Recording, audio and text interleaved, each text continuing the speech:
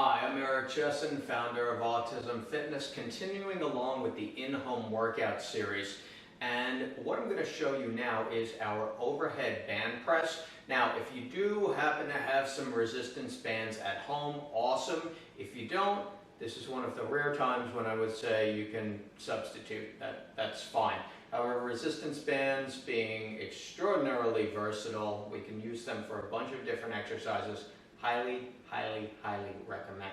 So let's get to it. Let's work on some upper body and shoulder mobility, some extension, and even a little bit of strength development, particularly for our athletes who haven't really had a regular exercise or workout program.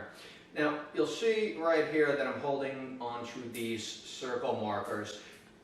The cool thing is, and the interesting thing is, and the compelling thing is, that upper body movement actually starts with the lower body. It's with a word called rooting. And rooting means that we're keeping our feet flat on the floor. So I will always give my athletes the opportunity to choose one of the colored circle markers, whether they want blue, red. I don't have my yellow one here right now, but we've got a choice at least between blue and red. Right now, I'm going to go with blue. So we have our athletes stand in the circle marker, and this, again, when we're looking at or considering or assessing physical, adaptive, and cognitive skills, we're going to have some athletes who are able to stand at a 10, they're ready to exercise. We have some athletes for whom it's going to be a challenge for them to even stand in this circle. So that can be the first step in this exercise. That's fine. In following with our Autism Fitness methodology, we are always meeting our athletes where they are at physically, adaptively, cognitively. So if it's the case that the athlete is not yet motivated sufficiently to even stand in the circle ready to attend, that's fine. We can work on that. So let's get to our overhead band press.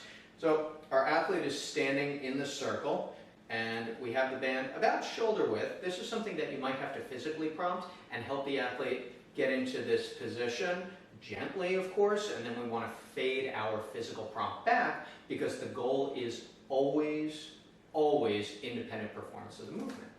We keep the band taut and we keep some tension in there, press it all the way overhead, back down to the sternum.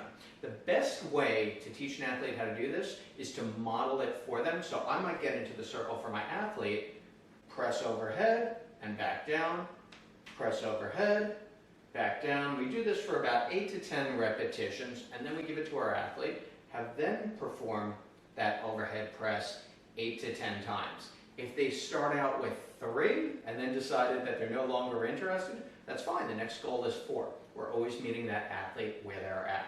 So step 1, literally step 1, is stepping into this circle marker. Step 2, grabbing that band, and step 3, getting those overhead presses in. Again, 8 to 10, we want to see that that band has some tension in it. That's going to activate all the muscles of the upper back, and we're going to meet that athlete where they are right now with that particular skill. So our overhead band presses, and then we can turn that into our overhead band walk. So that's the second exercise that we have. We went through our quadruped crawls, our bear walk, and our bear crawl. Now we have the overhead press with the band. I'll be coming to you soon with another exercise. We'll be using the circle. This is a lower body exercise that we'll do next. I'm Eric Chesson, founder of Autism Fitness, and this is your at-home workout.